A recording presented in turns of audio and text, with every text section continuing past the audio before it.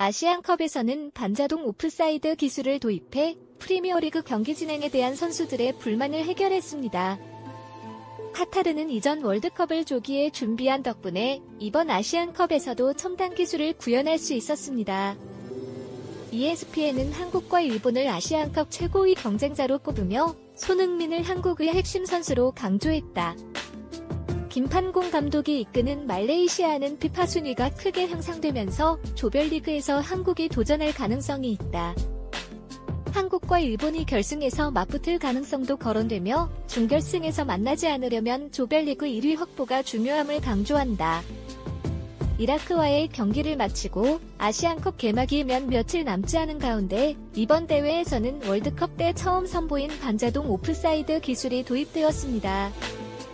이 기술은 프리미어 리그에서 논란이 되고 있는 심판 판정과 오프사이드 시간 문제를 해결하는 데 일조할 것으로 기대되며 선수들의 부상 예방과 판정에 대한 불만 해소에 기여할 것으로 예상됩니다. 선수들의 몸이 식고 부상이 쉽게 찾아오는 문제에 대한 불만이 컸는데 이러한 신기술의 도입은 선수들을 더 잘 보호하고 판정에 대한 불만을 최대 50% 정도는 해소할 것으로 전망되고 있습니다. 이번 아시안컵에서 이러한 기술이 도입된 이유 중 하나는 주최국인 카타르가 이미 월드컵 때부터 이를 위한 준비를 시작했기 때문입니다. 아시안컵 대회에 적용된 이 기술은 아프리카 네이션스컵에서는 사용되지 않으며 프리미어 리그에서는 다음 시즌부터 적용될 예정입니다. 주심의 편파적인 판정 등의 논란이 사라진다면 아시안컵에서의 대회 진행이 더욱 공정하고 원활해질 것으로 기대됩니다. ESPN은 아시안컵에서 우승 후보로 주목되는 팀을 상위 8개국을 중심으로 소개하고 있습니다. 특히 한국과 일본이 강력한 후보로 꼽히는데 손흥민은 한국 대표팀에서 최고의 선수로 꼽히며 아시아 최고의 선수 중 한 명으로 평가되고 있습니다.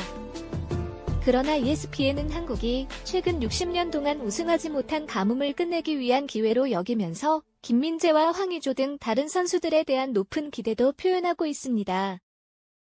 한편 일본은 토마 김민재와 달리 현재 부상 중이어서 8강 이후에 출전 가능할 것으로 예상되지만 그럼에도 불구하고 ESPN은 그들을 강력한 우승 후보 중 하나로 꼽았습니다.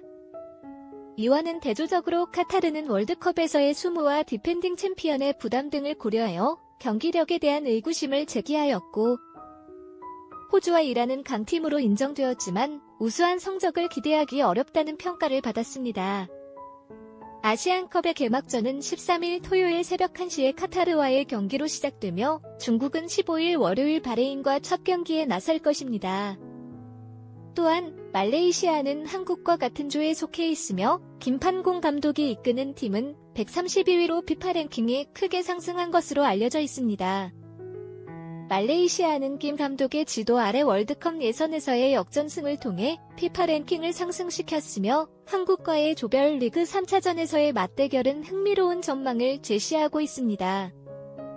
한국은 조별리그에서 1위로 나오는 것이 목표이지만 경쟁 상대팀들의 성적 향상에 대한 우려도 있습니다. 특히 김판공 감독이 말레이시아를 이끄는 상황에서 의외의 어려움이 있을 수 있습니다.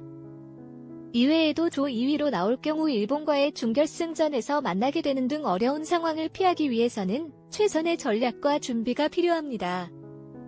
아시안컵에서의 경기는 한국 대표팀과 축구 팬들에게 큰 기대와 긴장을 안겨주고 있으며 이번 대회에서 한국이 좋은 성적을 거둘 수 있기를 기대해봅니다.